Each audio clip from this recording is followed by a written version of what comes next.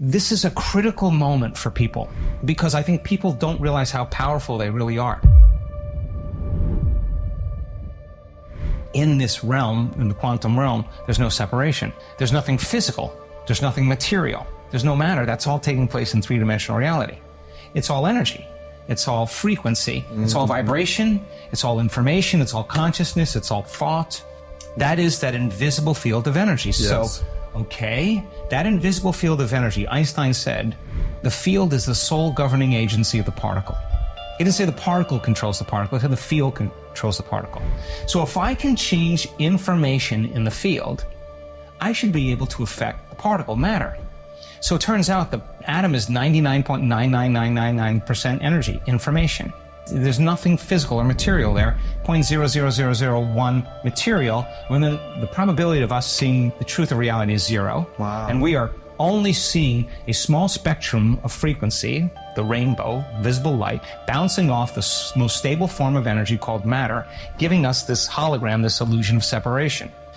So if there was a way to create from the field instead of from matter and move closer to source and create from a place of wholeness and less from separation, I'd have to be able to get to the field. So then if where you place your attention is where you place your energy, and you develop the ability to take all of your attention off your body, all of your attention off all the people in your life, all the objects and things, your cell phone, your car, your house, whatever, all the relationships, all the people, all the places you need to go, the place you're sitting, the place you grew up, the place you sleep, the place you work, and nothing about the predictable future or the familiar past, and settle into the present moment. You would go from a somebody to a nobody.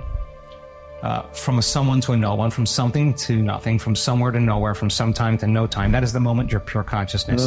You would be disinvesting all of your attention, all of your energy out of this three-dimensional reality, out of the known, and placing it on the unknown. Now, let's demystify the process. Take away everything physical and material in the universe. Take away the earth, take away the moon, take away all the planets, all the moons from the planets, take away the sun, the light from the sun, the stars, all the light from the stars, galaxies, take everything away. Wipe everything out, physical and material. What are you left with?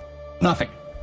Turns out that nothing is filled with a lot of frequency and energy, and I don't know how to explain nothing to a materialist, but when you can linger in that place without a name, without a face, without a body weight, without a diet, without a disease, without a profession, without an identity in any way, without a past, and you can linger as pure consciousness, something really profound happens to the brain. Different compartments of the brain that have been modulated or compartmentalized or subdivided because of the stress hormones, shift your attention from one person to another problem to another thing. That habituation fragments the brain. The brain becomes a house divided against itself, and you narrow your focus, you over-focus, you become obsessive about something. That's what we do in stress. It turns out if you open your awareness to nothing, the brain starts getting highly organized. Different compartments of the brain that were modulated start unifying.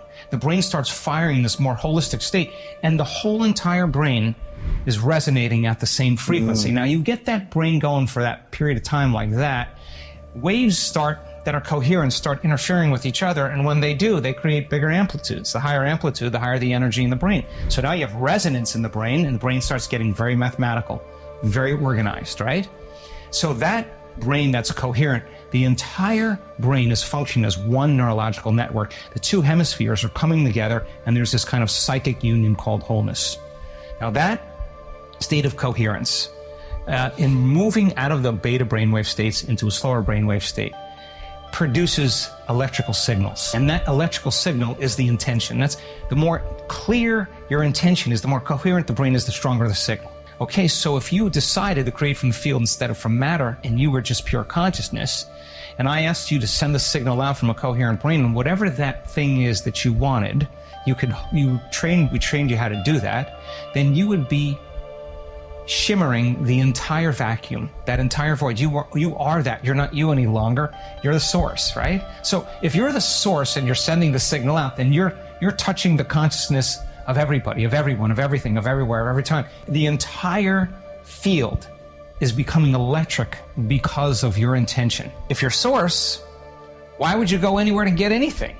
And so consciousness is coherent brain, and then the energy of the heart is love, and pure love is source. So if I asked you to fall in love with that future and I asked you to draw the future to you with the magnetic field of the heart produces a magnetic field up to 3 meters wide. That's studied. So now, love is the glue that holds the atom together. Okay, if I get a coherent heart, the more coherent my heart is, the more energy in my heart, the more I can draw my future to me. So you send the signal out, you draw the experience to you, and now you don't go anywhere to get anything. When there's a vibrational match between your energy and some potential in the quantum field, that when there's a match, you start seeing those synchronicities. You synchronize your energy to that possibility. And so you start seeing the coincidences and the synchronicities and the opportunities. I'm not talking about a parking space. This is a critical moment for people because I think people don't realize how powerful they really are.